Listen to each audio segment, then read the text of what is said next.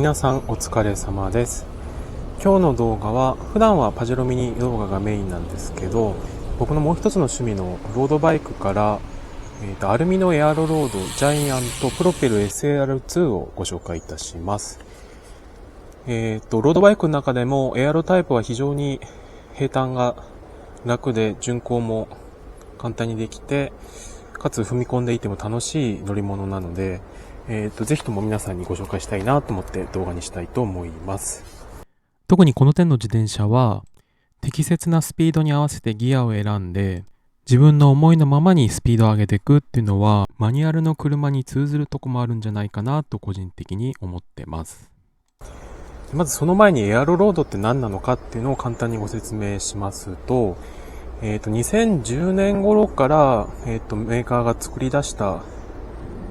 空力形状を考慮したフレームのロードバイクで、前からの空気抵抗を減らして少しでも速くしようっていうようなタイプのロードバイクです。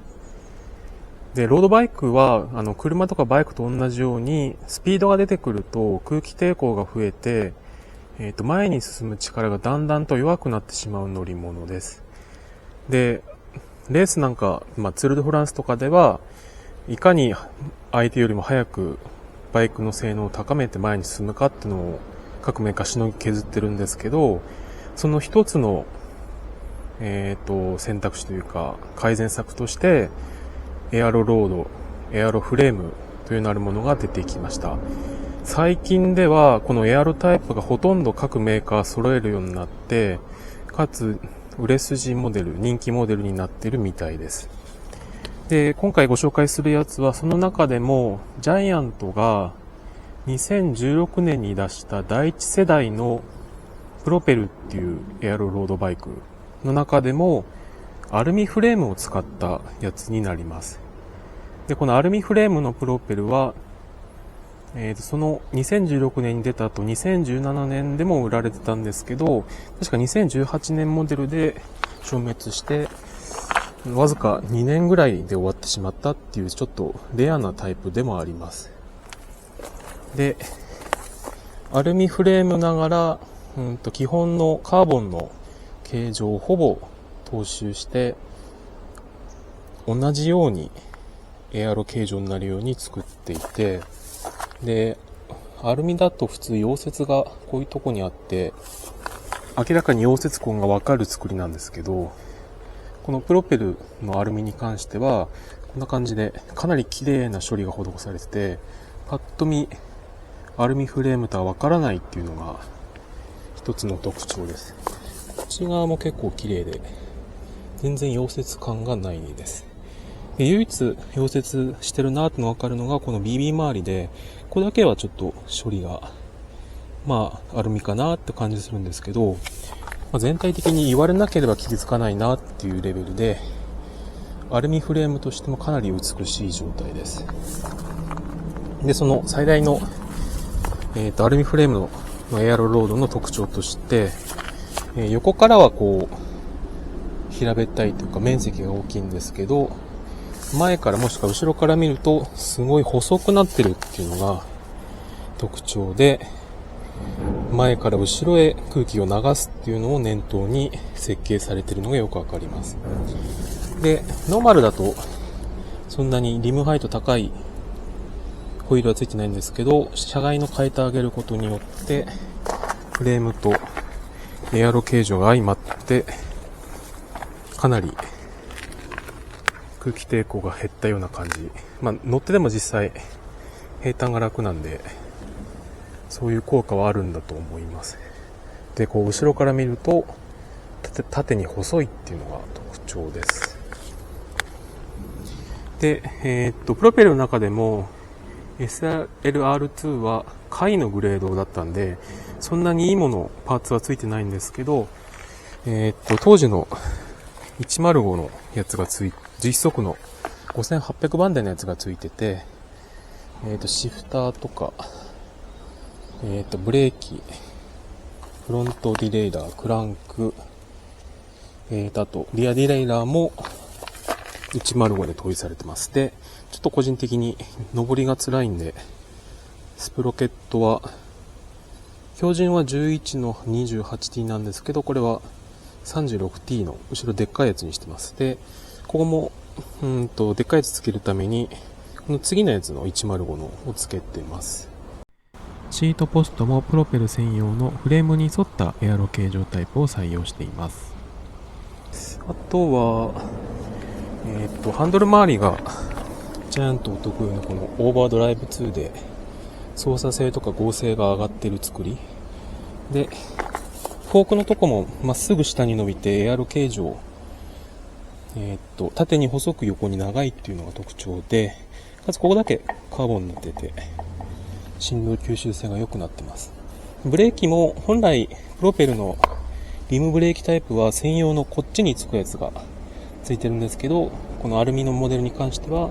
105の普通のやつがついてます。で、ここよく見ると書いてあるんですけど、ジャイアント、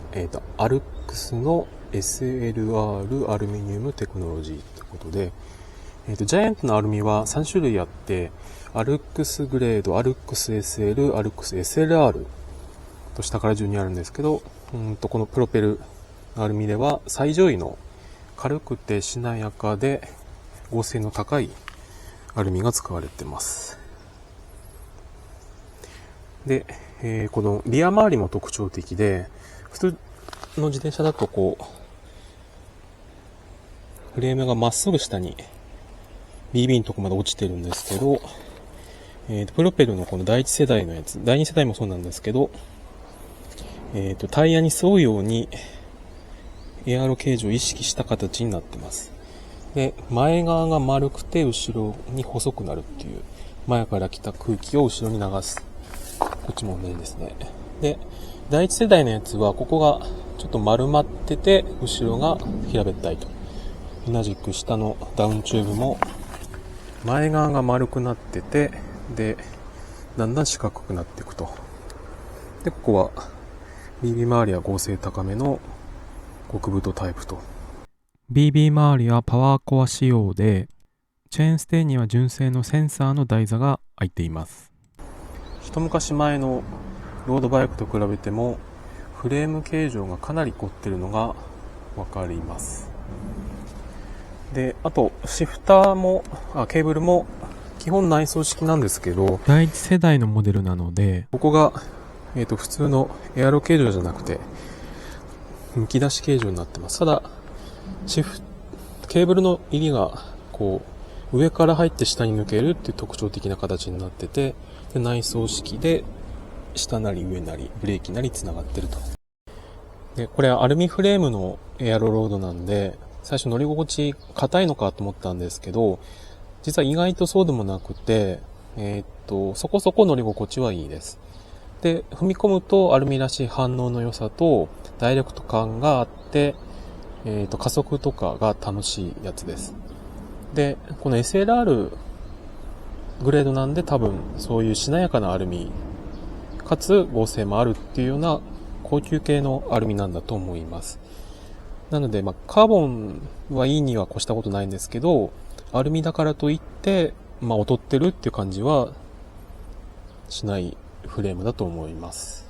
その他プロペルの特徴としてホリゾンタルフレームを採用していて、トップチューブが水平になっているのが特徴です。エアロのためにスローピングではなく、あえてホリゾンタルフレームを採用しています。黒森フレームのような若干レトロな雰囲気もあります。で、エアロロードはなんか賓客もしくは脚力の自信のない人には不向きだっていう一部意見もあるんですけど、個人的にはそうじゃないかなっていうのは感じます。で、確かに、本当に遅いママチャリみたいなスピードだとエアロ感がないんですけど、時速20後半あたり、手前とか後半あたりで漕ぐ分に あれば、楽な感じがしてて、もちろん30キロ以上であればその恩恵はかなり高いです。で、一番強みというのは向かい風になった時、エアロロードって風を切り裂くように前に走ってくれるんで、例えば前から来た風はそのまま後ろに流してくれると。で、斜めに来た風もエアロ形状なんで、ここにぶつかってこう横に流すと、整流効果が高いようになってます。なので、向かい風とかちょっと斜め方向の風に対しては、エアロじゃないやつよりもちょっと楽です。ただ欠点として、真横の風、こういう方向に来た風に対しては、煽られる傾向があるんで、特に風速の強い日、風速7、8メートルとか10メートルとかっていうなんか台風に近いような荒れた天候の日はバランス崩しやすいんで、ちょっとそこは欠点かなっていうのはあります。ただそういう風の強い日はあまり自転車に乗る方少ないと思うんで、大丈夫かなと思うんですけど、そこが欠点じゃないかなと思います。という感じで、ジャイアントのエアロロード、その中でもアルミフレームをご紹介しました。最近だと自転車も値段上がっちゃって買いづらいんですけど、中古であれば結構手頃なやつが出てきてて、状態もいろいろピンキリなんですけど、